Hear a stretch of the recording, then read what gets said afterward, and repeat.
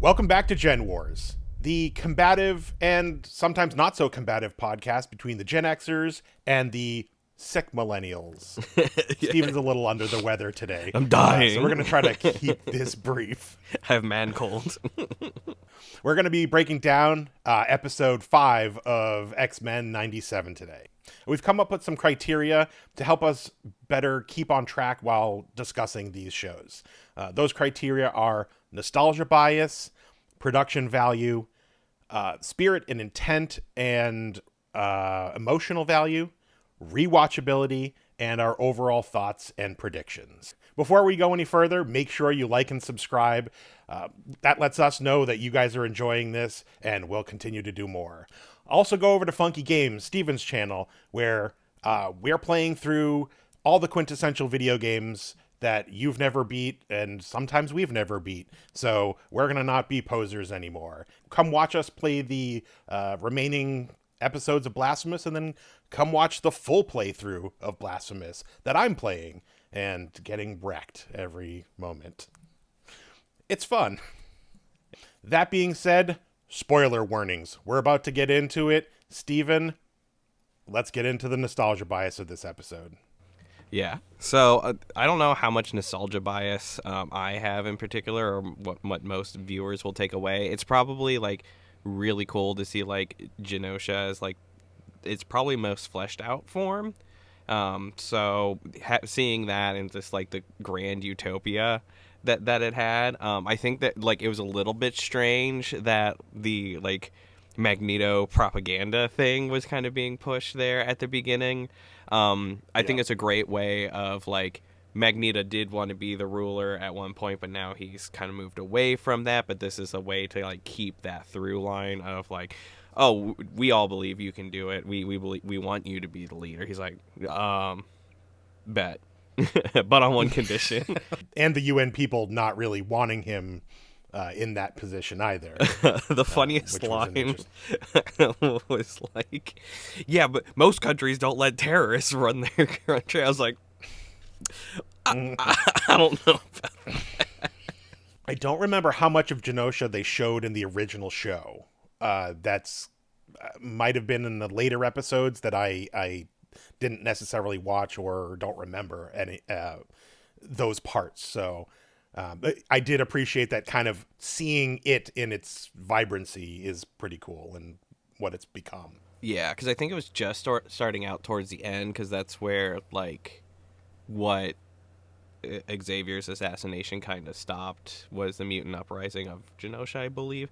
So I think this is a direct continuation. So like Genosha was like just starting up, or at least fledgling. I could be wrong. You can tell me I'm wrong in the comments. In the comments below. I have brain fog. And but I don't think it was ever like this like put together, because I think that's why they were saying like, oh yeah, you know, like we've really bolstered this up in the last little bit.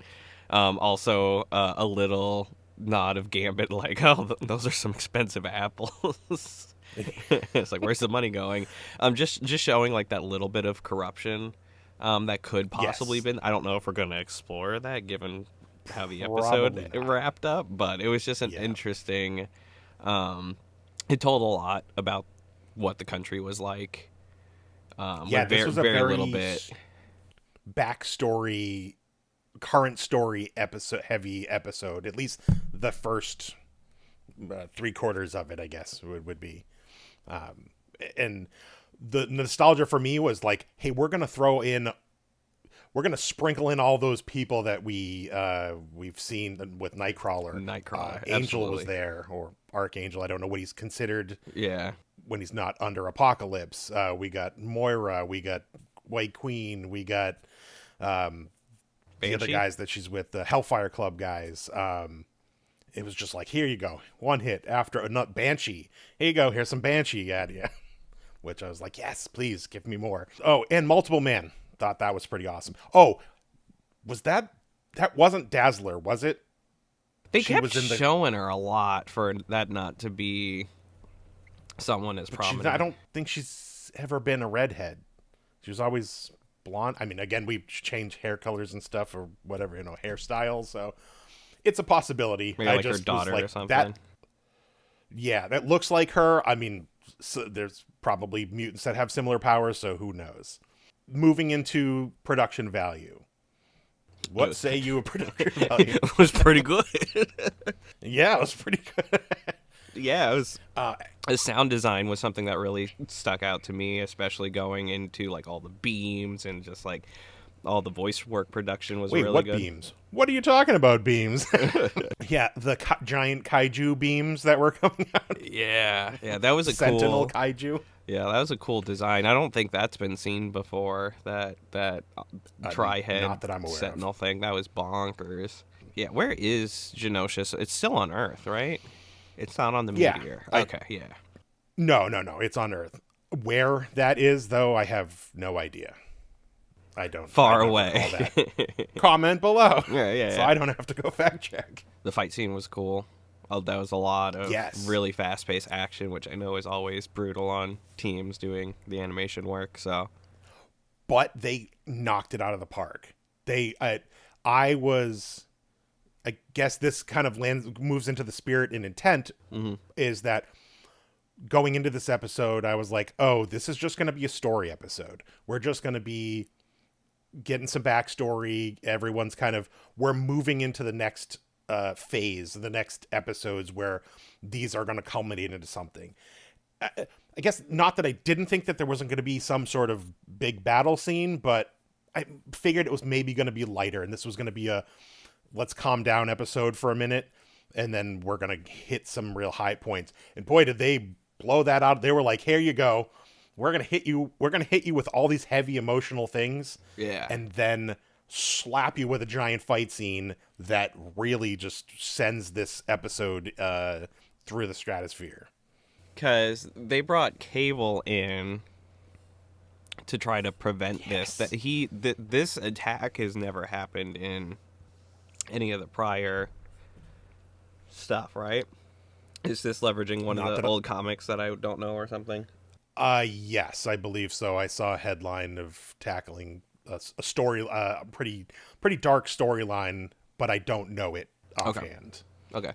So that's good as far as like tapping into maybe some story that has been told but maybe wasn't given the proper exposure given the run of whatever comic line that was or whatever. Yeah. So I think that goes into production value as well. Is like they're really leveraging the depth and breadth of the material to make a really compelling story. Yeah, they're doing a great job. They're doing a fantastic job at pulling out these, like you said, these stories that maybe got lost in to time and to the waste. I mean, there's people that I don't remember this one at all, or something to this effect at all. Yeah, so I think we can move into like the spirit, emotional value of this because I want to spend some time in here because obviously this is a really heavy episode as far as what it has on the impact of the series. So I think first things first, is Gambit dead in your opinion? He's hella dead. I'm gonna say no. Okay. Just because I don't want him to die. I know he's hella dead. But he that was one of my questions is I don't think he has any healing factor, any power to do that. So I don't think he has any like extra endurance or anything besides just like pretty higher strength stat. But yeah, I guess I'm looking at it. I'm looking at it objectively and being like, please don't do that. My thought was if we remove Gambit from the situation, then we get Nightcrawler. Like, I think Nightcrawler would slot back into that spot. That's very possible. Which I love Nightcrawler too. I just don't want to see Gambit go. I mean, I got my Gambit here. I got my Rogue here. Like, we can't in separate boxes where they belong, not touching each other. The only reason I say he's for sure dead because it follows my written rule of unless there's a body on screen, they're alive. So Magneto totally lived, and Gambit died. Yeah, because they kind of gave you the reversal where she's going down the crater, like who's she with, and that was Gambit's hella dead. Yeah. No, I guess I could go in line with that. That's been a thing. And I think it gives Rogue a lot of agency going forward, because I think she does kind of let the plot form in the background of her life. She's always kind of been like under tutelage or taking orders or anything like that, but this kind of trauma definitely gives a person agency. Like, how is she going to take this, and what is she going to go forward? Is she going to go maybe a little bit more the way what we're seeing with Scott Summers, where it's like, okay, wait, like, this is not going to go as well as we had hoped. We're not just going to get to join the UN and everybody's cool with mutants. Like, this is an absurdly large terrorist attack, probably the largest terrorist attack that would be conceivable that the mutants would take. Do you think that would make her split off from the group, or do more of a leadership role in the group? I think if anything, it's a more of a leadership role. Especially like let's hypothetically say Magneto's like out of some semblance of commission. Yeah. And if Genosha does want her to be the queen, that might be an option. I don't think Scott's at a good spot at this moment. That was goofy. I don't know why you're letting, like, I get the trauma of like losing a kid essentially and being connected with that person, but then Uno reverse aggroing onto Jean Grey was kind of like gooby. But we did just have the scene of Jean Grey and Wolverine where she's probably just as conflicted, if not more so. Yeah.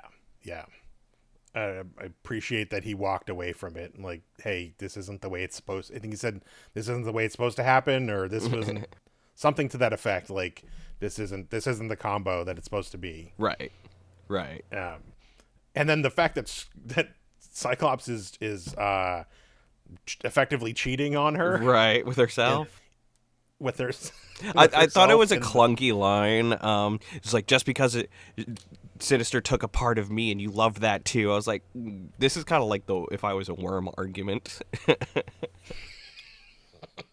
There was an exact clone of me with no semblance of any difference, and we have no idea what we've experienced together. Would you love that clone? Technically, yes. Yes, I guess so. Yeah, I would. Oh my god. So yeah, that's just like that's where that landed for me. So I'm not as interested of like the Jean Grey, like Scott Summer fixing it kind of dealio, as I am with like what's the ramifications of all of these events happening and splintering the group pretty substantially.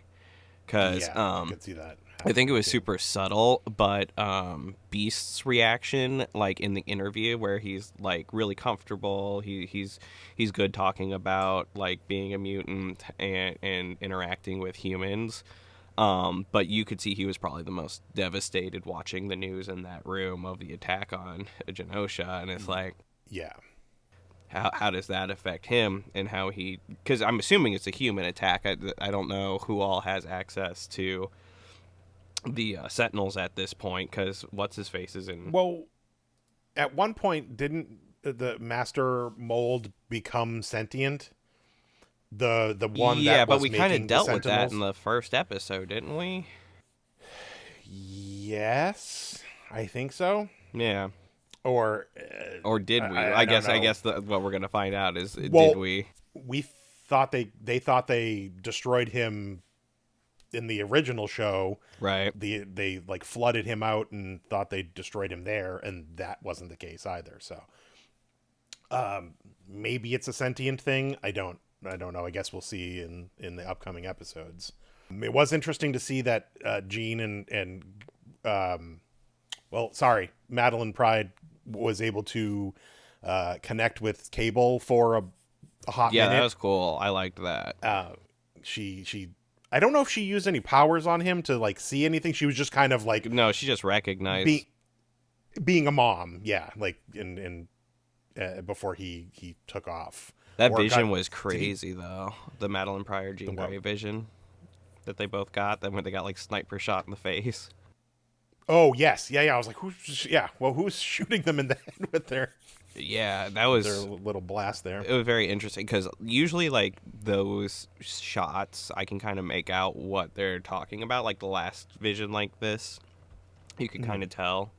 But the only thing that stuck out was like the rat swarm thing. So I don't know the symbolism between a lot of those flashes, but it was spooky. That should be interesting to see what fleshes out of that whole situation. Yeah. So I guess that leads us into rewatchability. Would you watch this episode again? Yeah, I think it's almost a requirement because so much happened. Like a lot of like that council group, I think just got wrecked. For the Genosian council group there? Yeah, because I know there's at least like what 4 people that were in the council that are dead. Yeah, one of the guys from the Hellfire Club, the Dazzler person, she was down. Callisto, she was from the original show. And I'm not quite sure who the other, but yes, there was a few. There was quite a number of people down, whether that's out or down, down and out or just down. Right. So yeah, that's definitely something that a rewatch definitely will help, grab all those pieces to understand better. Especially going forward. Yeah. Depending on how it all plans out. Because I'm sure this is one of those episodes, like, when you have the rest of the story, you can go back and, like, oh, no, this, like, they were totally, like, foreshadowing XYZ thing. I think that's probably where a lot of it is here. Me editing these things, I go back and, I'm pulling stills from these to put into the episode, and I'm like, it was all right there. It was all right there. You didn't pay attention to it, or you didn't see it. Yeah. But yes, I would definitely rewatch this episode again. It was a really nice slow build up until when all hell broke loose, and I sat there the whole time. What is happening? Good Lord. Yeah. So I was very, very happy with this episode, and would definitely watch it again for those pieces, and even just for where it ends off, where we land with that final note of Magneto and Rogue and Gambit and that group of people that's on the ground. Yeah, it'll be. I'm very shocked that Fox and Disney really pushed this as far as they did. I don't think this is territory that the original show would have gone for. Hard to tell. No, well, again, you're Fox afternoon kids, or whenever, I don't know when it aired. Do you remember when it aired? Well, you were watching it in reruns. Yeah, I mean, it was definitely more of a kid show. I don't think this falls necessarily into that. It's definitely like an older teen heavy kind of era. Yeah, heavy stuff. So it's definitely traumatizing some children with this episode if they were. Yeah, but I think that's good to age with your audience. There's a lot of IPs that don't do that, and they kind of reset. Yeah. Like Teen Titans would have been a good example of not aging with your audience. Pokemon is a great example of not aging with your audience. I mean, this is almost 30 years old, this show. So to say if you're trying to capture the audience that was watching it, you have to age with them. So this is a great job of doing that. Because, I mean, it's not going outside of the original spirit of the show. It's definitely continuing it to a very logical point, but it's pretty heavy. Yeah, for sure. So, any overall thoughts or predictions moving forward? I think my big prediction is Gambit's hella dead. He ain't shaking that one off. Unless they give us a really kind of garbage reason. If they're brought back via time travel, or like it wasn't all real or something like that, if it was like a Jean Grey prediction or whatever, I'm going to be a little bit peeved. Okay. Because I get it for the sense of like you don't want to lose those characters, but don't do this then. Like this is. I don't think they would have done something like that where this was just all in her head. I think this was actual. Now the thought I just had was, we're on Genosha. There is all the mutants here. There's got to be a healer somewhere. That looked like a lot, not much to heal at that point. True, but maybe, just maybe. So your prediction is he's up and Adams, just like, oh man, sorry, Cher. Again, I'm 50-50 on this. Like I every now and again you got to take out somebody, but I don't know. I don't know if I want. I mean, do we need more? Like, he's such a dick. He's still such a dick. I really did like Nightcrawler's reintroduction. Very true to the character as he was. Yeah. I'm excited to get some more Nightcrawler in my X-Men. I am a fan. Yeah, I don't know who they got for the voice actor, but he did a good job. He did a great job with his whole. What is he? German? Is he German? I have no idea. I'm really bad with accents in general, just placing them. I think it's German or somewhere around there. So he's in the monasteries. He's in the mountains. Yes. I've thoroughly enjoyed this episode. It sounds like you've also enjoyed this episode. Yes, yeah. My lack of enthusiasm has nothing to do with the episode or anything like that. Whatever's going on with you right now. Right, I'm about to look like Gambit by the end of this episode. Oh, no. All right. Well, that was a fun episode, and I think you guys should come back for episode 6, see what we have to say, which I believe is going to be Life and Death Part 2, so we're going to get more of the So we're not even going to figure this, whatever happened here. Yeah, we're going to skip over this. Well, you're going to have to wait a week for this one. Mm-hmm. But you know what? You don't have to wait a week for Funky merch, funky.store. You can check that out. Go to the website. There's great things over there. They'll really fulfill your nostalgia needs over at funky.store. Make sure you like and subscribe. Head over to Steven's channel. Come watch us play Blasphemous. And we'll catch you in the next one. Bye. Later.